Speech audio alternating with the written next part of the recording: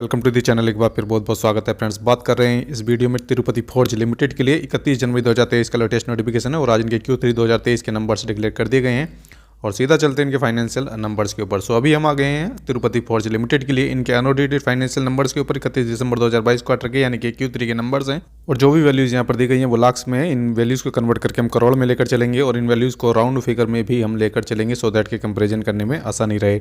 ये आपके इस क्वार्टर के यानी कि Q3 के नंबर हैं, लास्ट क्वार्टर के Q2 के और ये लास्ट ईयर के Q3 के। रेवेन्यू फ्रॉम ऑपरेशंस को यानी कि इनकी सेल को कंपेयर करेंगे क्वार्टर ऑन क्वार्टर बेसिस पर। लास्ट क्वार्टर में Q2 में इनका जो सेल हुआ था लगभग 26.53 करोड़ रुपीज़ के आसपास था। इस क्वार्टर में 16.78 करोड़ रुपीज़ के आसपास है।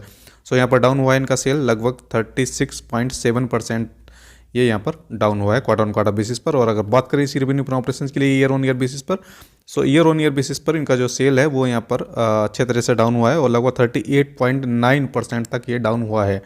आगे बात करते हैं एक्सपेंसेस के लिए। एक्सपेंसेस के लिए अगर कंपेयर करें तो क्यू ऑन क्यू बेसिस पर इनका जो एक्सपेंस है वो यहाँ पर ऑब्वियसली डाउन हुआ है क्योंकि सेल भी कम हुई है और लगभग 31.5% ये डाउन हुआ है क्वार्टर ऑन क्वार्टर बेसिस पर। और अगर बात करें इसी टोटल एक्सपेंस के लिए ईयर ऑन ईयर बेसिस पर, ईयर ऑन ईयर बेसिस पर भी इनका जो एक्सपेंस है वो यहाँ पर डाउन हुआ है और लगभग 33.67% तक ये डाउन हुआ है ईयर ऑन ईयर बेसिस पर।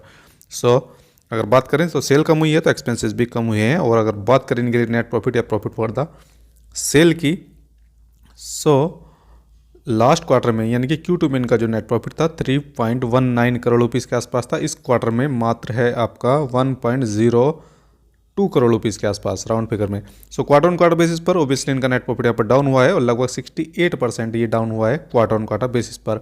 और अगर बात करें इसी नेट प्रॉफिट के लिए ईयर ऑन ईयर बेसिस पर, लास्ट ईयर के Q3 में इनका जो नेट प्रॉफिट था 3.06 करोड़ रुपीज़ के आसपास था। इस क्वार्टर में 1.02 करोड़ रुपीज़ के आसपास है। ईयर ऑन ईयर बेसिस पर भी इनका नेट प्रॉफिट डाउन हुआ है और लगभग 66.7% ये डाउन हुआ है ईयर ऑन ईयर बेसिस पर।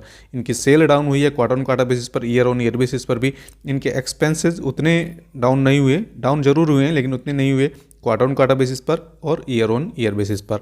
और नेट प्रॉफिट यहाँ पर ज़्यादा डाउन होता हुआ क्वार्टर ऑन क्वार्टर बेसिस पर भी, ईयर ऑन ईयर बेसिस पर भी, क्योंकि एक्सपेंसेस कहीं ना कहीं हैवी होते हुए नजर आए। सो फ्रेंड्स बने रहिए हमारे साथ। बहुत बहुत धन्यवाद।